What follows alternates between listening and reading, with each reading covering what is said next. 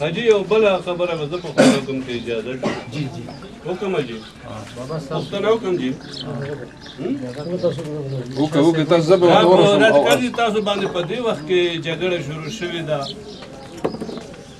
چې یو ډله وایي چې دا زمونږ کامپرست بیخي کامپرست شاعر دی بله ډله وایي چې زمونږ ترقي پسند ګروپ کې شامل دی نو تاسو په خپله وضاحت وکړئ چې دا دواړه به سره څنګه دویمه چې د پښتنو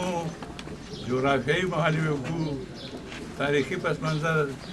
ثقافتي ژوند سماجي ژوند داسې دی چې کوم پښتون ځان ته کمپرست وایي هغه تاریخي پسند نه دروغ وایي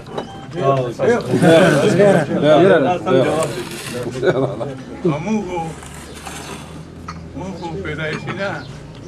موږ خو دکه که نه هندوستان اردو ترقی پسند تم خو ورته یادوم زما په ټولو خوښ پکې سایل بیانوي دي چې ایک شهنشاه نه دولت کا سره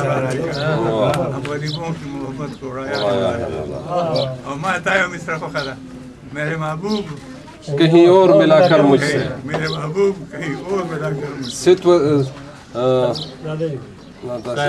دا شعرونه بزم شاہی میں غریبوں کا گزر کیا مانے فیض زما دوستو تر دې چې دا رابرټون وی چې زه څنګه راغلی یم چې شاعري منبع مې وچه شوې ده نو پېښور ته راغلی یم چې تازه شي بابا او ماسکو چې مې چې ولیدو هلته یې وایي چې ډېر بد دي کړي چې کابل ته راغلی